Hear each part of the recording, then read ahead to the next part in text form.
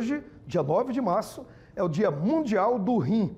No Brasil, estima-se que 10 milhões de pessoas tenham problemas renais. E aqui em Alagoas, mais de 2.000 pessoas fazem hemodiálise. E para falar com a gente sobre isso, aqui comigo, o médico nefrologista Eric Acerbi Barbosa. Doutor, bom dia. Bom dia. Bem-vindo. Prazer recebê-lo mais uma vez aqui, doutor. Estamos aqui de novo. Bom dia a você, bom dia a todos os seus telespectadores. É um prazer enorme estar trazendo informações para elucidando a nossa campanha, fazendo com que a população e os seus telespectadores tenham um pouco mais de conhecimento sobre a campanha, sobre o Dia Mundial do Rim, no qual o enfoque é a prevenção. Doutor, e como prevenir? Que dicas? O que a gente pode fazer para prevenir essa doença renal?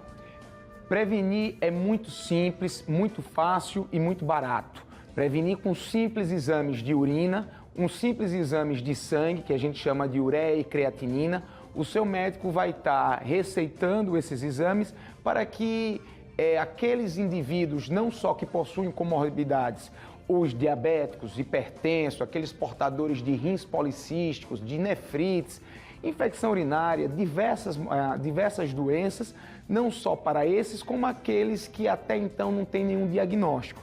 Então, é sempre muito importante realizar um exame de urina e um exame de creatinina sanguíneo. Doutor, no dia a dia a gente percebe que algo está mal, que o rim não está funcionando e que alerta seria esse? O corpo falaria de que forma? As doenças acometem o rim de uma forma muito silenciosa. Então, isso dura, em média, de 10 a 15 anos para você vir a sentir sintomas. Por isso que essas campanhas, o Dia Mundial do Rim, é muito importante para alertar a população, porque não traz sintomas nas suas fases leve e moderada.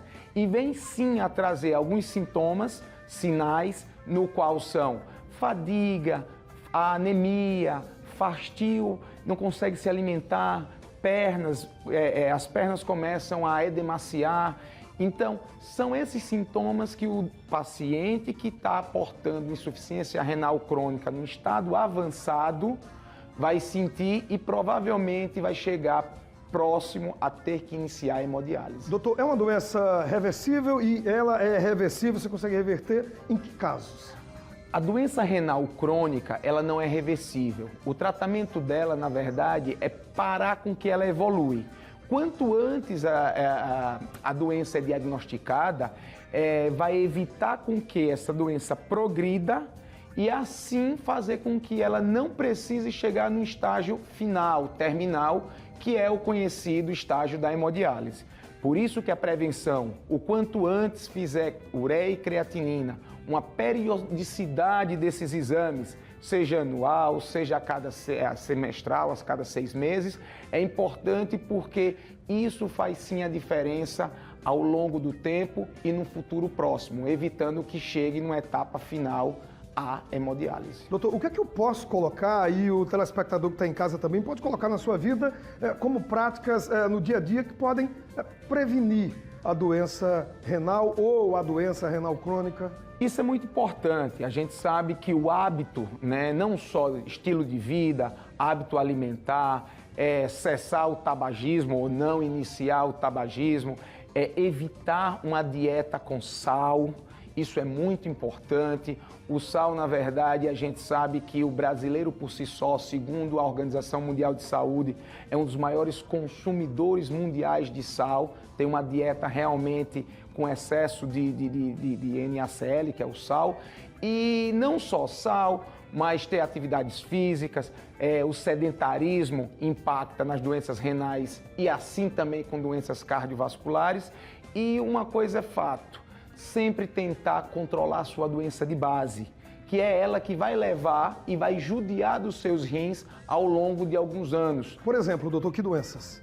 A hipertensão, o diabetes, as nefrites, os cálculos renais, as infecções urinárias, que é muito prevalente na mulher, os rins policísticos, doenças autoimunes como vasculites, como lúpus. Tudo isso fazem com que, se não tratado adequadamente de uma forma precoce, evoluam para insuficiência renal, estágio final. Doutor, no dia a dia e no popular mesmo, a gente vê muita gente falando, tem alimentos que purificam ou limpam os rins. Existem isso mesmo ou não? É mito?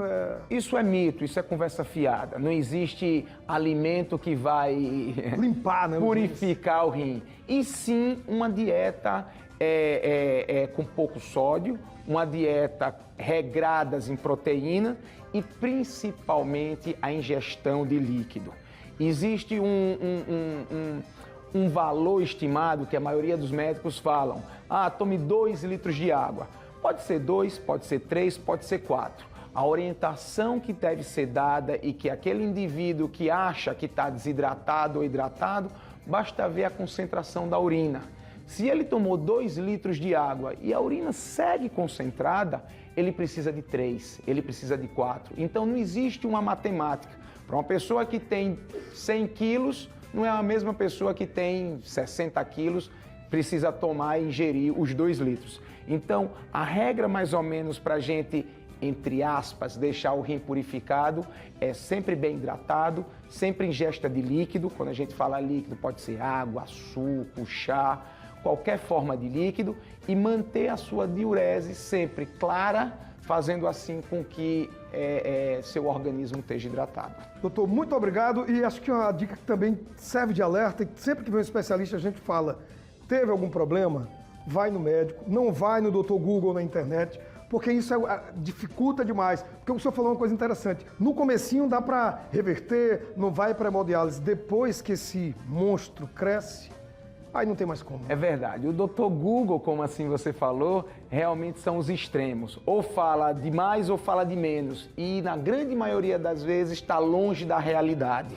Então, procure o seu nefrologista, procure o seu médico assistente, que ele vai saber dar a melhor orientação e assim o melhor encaminhamento para qual especialidade que você precise. Doutor Eric, muito obrigado, bom dia e salve o Dia Mundial do Rim. Viva a prevenção. Que é importante demais esse órgão, né? Não tenha dúvida. A gente só sabe a importância dele quando ele dá uma dorzinha lá, aí a gente vê. E como?